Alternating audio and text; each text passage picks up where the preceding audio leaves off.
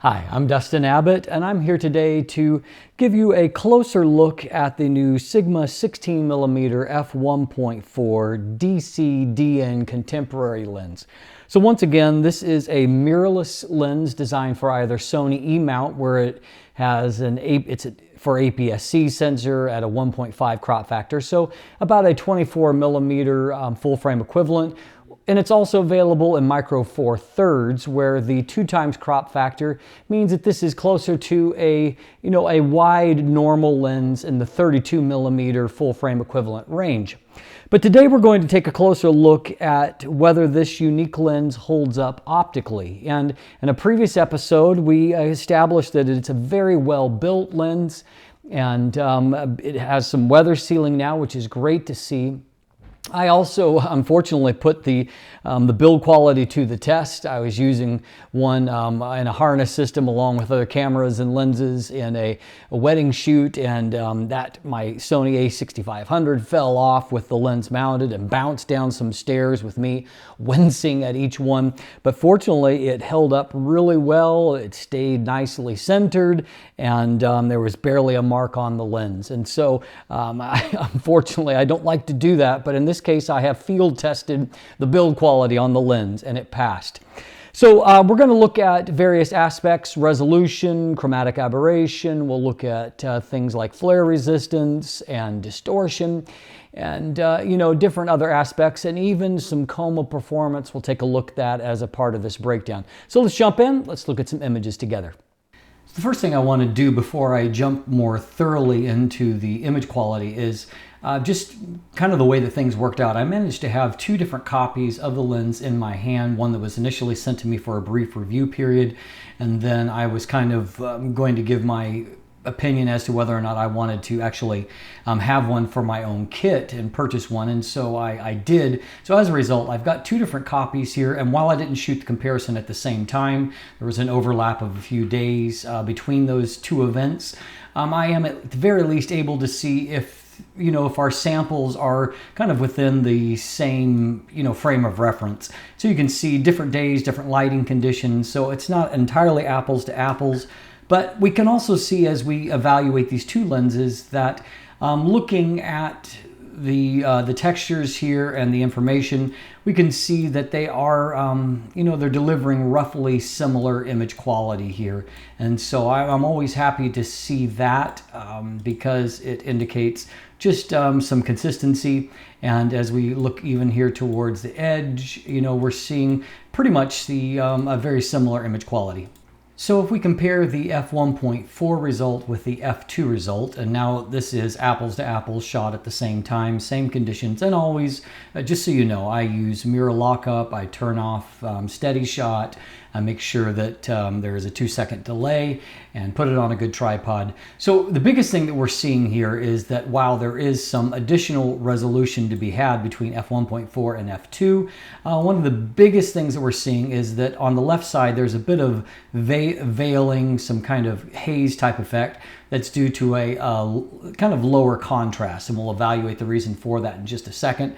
But you can see that there's actually good resolution there, but in the f2 example our contrast is kicked up considerably, and that's true if we look there at the center of the frame. It's also true if we look out here towards the edge of the frame. Now we can see the reason for that here when we look at these images. Now, of course, this was just shot in an airport. I was traveling while doing some of this review. And so we can see that at f1.4 on the left side, there's definitely some purple fringing. This is some axial or longitudinal chromatic aberration. And so we can see that, there is some fringing there that comes before the plane of focus. And so in this case, on our second example shot at f2, we can see that chromatic aberration is drastically diminished, basically gone. And so as a result, you see that there is a big uptick in our contrast here. And of course, they're not focused at the exact same points, but you can definitely see the difference even in the basic rendering here. That comes more as a result of just extra contrast that comes because of that actual chromatic aberration clearing up. So the good news here is that only stopping down one stop basically eliminates it for practical use. I see just a little bit of green fringing back there, but not enough to hardly be noticeable. So that's the reason why we see such a big difference between the f1.4 and the f2 example. So if we move up to f2.8, we see now that we have got lots of resolution in this image. And you can see that, you know, the punch in the center is certainly a little bit higher than that on the edge, but at f2.8, even at the edge, we're getting nice resolution, not quite center quality resolution, but good. And if we move ahead to f4, we see that now the resolution is extending further out towards the edge. And so we have already good performance that's moving towards excellent. Moving on to f5.6. Makes a small and subtle improvement. You probably didn't hardly tell the difference. There's f4, there's f5.6. Now if we put f5.6 here on the left and f8 here on the right, we don't really see much of an improvement there. And so, you know, peak sharpness, I would say is somewhere between f4 and f5.6, and you're not really extending the sharpness profile at all at f8. And beyond f8 here at f11 on the right side, we see that now diffraction is starting to set in, and so we're losing a little bit of sharpness due to diffraction, and so there's a little bit less contrast. In fact, if we compare f1.4 to f16, while there is a difference here in the contrast by a slight bit, you see that the results at f1.4 and f16 are, you know, more similar than they are different in terms of resolution. And so anyway, just so if you're shooting landscape type images, your best bet is going to be between f2.8 and f5.6, with kind of your prime aperture values being f4 and f5.6. Now we can see in this shot at f5.6, this is a real world handheld shot, but we can see that there is a fantastic amount of sharpness in the detail on this building, and it just tails off a little bit towards the edge. You know, some of that could be a minor bit of motion blur. However, that's probably not all that likely on a bright day like this. But we can see that the lens is definitely providing, you know, at the plane of focus, it's providing very, very good sharpness and detail. This is on a Sony a6500 body. Now in this image, I wanted to highlight what is both a strength of the lens and then with that weakness that we've already seen. Here, the sun is actually coming through right here. It's the epicenter. So we see that even at f1.4, that we don't really have any veiling hardly. There's just a little bit right there where the sun's, you know, basically exposure value is so much higher. So it's not really a loss of contrast.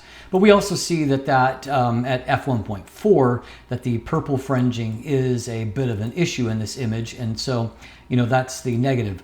Now, what we do see is that there's not really any of the lateral chromatic aberration, which is going to manifest itself along the edge of the frame, and lateral CA is there basically regardless of aperture value. So that's not the case here. We're just basically dealing with that axial or longitudinal chromatic aberration. So what happens if we apply the profile in Lightroom, and then I've used the Lightroom eyedropper to remove the chromatic aberration? By the way, just clicking remove chromatic aberration doesn't do the trick with axial chromatic aberration, longitudinal. You need to use the eyedropper tool. So I've selected the purple fringing color, I've removed it, and so what you see, which is not uncommon with this, that there is some loss of contrast. Basically, you've taken what should have been a nicely defined dark edge and you've eliminated the color. You've basically just desaturated the color there, but as a result, you've substituted essentially gray in. And so you'll find that there is some, you know, minor loss of contrast that takes place as a result of that. And of course, towards the edge of the frame, it's also affected by the fact that some vignette has been lifted by applying the profile in Lightroom. But just so you see how it does to correct that. Now, if we further pursue the flare resistance here, once again, this is f1.4, sun, very bright sun, right in the center of the frame there. And you can see, once again, contrast is held up really well. Now, if we stop down, down to the other extreme, this is around f11. For one thing, we've got a beautiful sunburst effect there, which is always very, very important. One of my favorite lenses for mirrorless that's kind of in this class is the Rokinon or Samyang 12mm f2. But it has a really poor looking, sunburst effect by comparison to this. So that's definitely a plus. You do see a little bit of some ghosting artifacts here, kind of prismatic blobs, but they're really, really faint and not at all, in my mind, destructive to the image. And as you can see, contrast is held up really well. This is a great performance by this lens. So I just wanted to show you another real-world image. I shot this in the airport in Vancouver, British Columbia, and so this is at f3.5. You can see right out to the edge of the frame, lots of detail, and this was actually shot through windows, shot through glass, so isn't even necessarily representative of ultimate sharpness, but I can see just really great detail across the frame, and very nice color rendition. This is a lens that I'm enjoying shooting with. Now, part of the nature of a contemporary lens is that in the case of this particular series, as I've been told from Sigma people, that the reason for the contemporary designation rather than art is that the camera or the lens does rely on some of the actual embedded profiles in the camera body to kind of complete the optical picture. And so you see that on display here, that I've shot a raw file. And while you'll see it straighten out in camera, that's really only so much if you are shooting a JPEG. Now, if you are shooting a RAW file, there is an embedded profile that's already there with the lens. So the good news is that you don't have to wait for Lightroom to kind of update that. The profile is embedded in the raw file. So if you declick that and sort of where that raw file correction is not there, you'll see that there definitely is some pretty strong barrel distortion that is there in the image. But what we also see is that when that profile is applied, it corrects really quite nicely. And as a result, your kind of real world results are going to be quite good. Now, this is within the actual church where the wedding took place. So as you can see, this is a very, it's a useful focal length for this kind of setting, and it's a useful end result.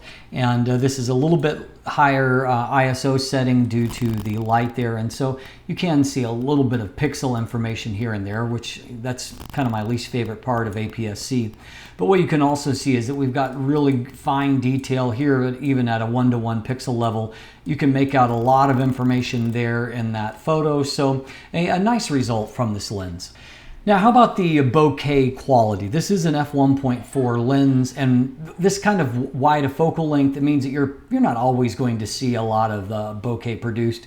But here I did want to show you, if you get very close to your subject, you can definitely provide a defocus background and then some highlights. I was actually kind of surprised when I zoomed in on this that the highlights themselves are actually fairly busy, which is not unusual for a Sigma lens. There's almost a little bit of concentric ring, onion bokeh kind of look. However, you're not really going to see that all that much in a lens like this, just because, if you go back out to the global level, they're really too small, even at this kind of extreme setting, to really make a difference. Now, in terms of some real-world bokeh quality, once again, this is such a wide focal length, you're not going to be able to just blow out backgrounds. But I did want to show you here in this kind of real-world example, and again, it's a little bit noisy. The light was almost gone when I shot this, so it's higher ISO.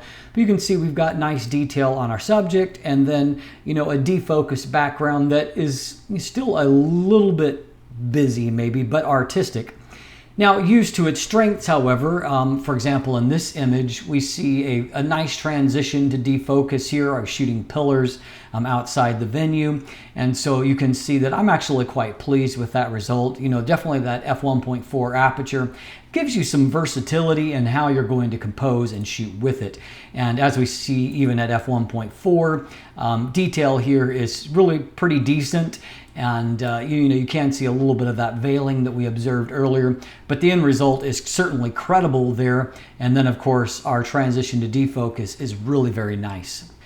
Now, one of the key things that I always want to test when I am shooting with a wide-angle lens is how it handles chroma or chromatic distortion and aberrations. So like, for example, for shooting the night sky. Now, this night wasn't necessarily peak condition. The moon was extremely bright and it's extraordinarily cold. It was like 30 below when I shot this image outside. And so I didn't linger too long to get a lot of images. But this is as good as it got during my review period here. But I did want to give you a look at how star points are produced. And so here in this case, we can see that, you know, in the center of the frame, star points are nice and circular. But I've yet to see a Sigma lens yet that conquered chromatic aberrations at wide levels. And we see that's certainly, this isn't going to be the first lens to accomplish that. So the further you get towards the edge of the frame, the more that the star points begin to elongate and acquire wings. And so they're like little insects that are flying away. You can see that here, and although it, again, because of the brightness in the sky, they're not as pronounced, you can definitely see that that's an issue as you move away from the center of the frame. Now, if you stop down to f2, as I've done here, star points in the center of the frame look a little bit more precise to me. And you know, you can see that the chroma is reduced and the star points aren't as bright for me here. So you're not seeing some of those points the same way, but this quite bright star or planetary body here, you can definitely still see, though it's not a fine point. And so the chroma is there, but it is lessened at f2. And so I would say that f2, this becomes a useful end result, and so that's certainly something to consider. The other thing that's pretty mind-blowing, and of course this was a fairly bright night, but let me just give you a look at this. Shooting at f1.4, 3.2 seconds at ISO 200 at night. And so, you know, the upside of this lens and its bright f1.4 apertures, it can suck in a lot of light, which is really an advantage for shooting on APS-C. APS-C is not as good, in my opinion, as full frame for shooting at high ISO. So, you know, bottom line is that you can shoot even at f2, and in most situations you can keep your ISO speed down, and so you can get a cleaner end result. And, you know, one of these images, for example, after some post-processing, I really liked kind of the end result that came out of it. And so, you know, I certainly not a throwaway lens in this regard, but neither is it top of the heap. If you want the best astro lens in this class that I've personally used, that Samyang Rokinon 12mm f2 that I mentioned a few minutes ago has been my best performer in this group. So as you can see, Sigma really has managed to pull off this particular, a little more challenging focal length at such a wide maximum aperture. They've done it fairly well here. And really the lens has nice resolution even from wide open, and stopping down to f2 gives it a really nice uptick in contrast and resolution. Then by about f2.8, the resolution extends better out into the corners, with your best apertures for landscape being at about f4 to f5.6, about what you would expect, of course. Beyond that, we saw that most of the aberration things are fairly well controlled. Similarly to that contrast, there are some chromatic aberrations at f1.4, but they clear up nicely by f2 and aren't really an issue at other points, other aperture values. And so that's certainly a positive there. As far as the chroma performance, it's about what I expected. And frankly, I've yet to see an exceptional Sigma lens when it comes to chromatic aberration control. And it doesn't seem to really be a Sigma strength, and this lens unfortunately hasn't been the one to make it a strength for Sigma. But at the same time, the performance is not terrible, and so it's certainly a lens that I would consider using for astrophotography. And now that I actually own this copy here, I certainly will be using that on occasion if I happen to shoot this body as opposed to some of my DSLR type systems. And so all in all, I think that I'm not discouraged by what I've seen in my test. A few things it does really well. Flare resistance is outstanding, and distortion is certainly present, but thanks to kind of the hybrid of the optics and the profile available, it clears up quite well either in camera or with the raw profile, and so it shouldn't be a huge factor for you. And so stay tuned. You can look in the description down below, and I've got linkage to my image gallery that I'll be adding to as I continue to take photos with this lens. You can also find some buying links if you'd like to purchase one for yourself. Stay tuned for my final verdict that will be coming after I've tested a few other aspects, autofocus and things like that, and I'll be back to you with a final conclusion. If you haven't already, please click that subscribe button. Thanks for watching today. Have a great day.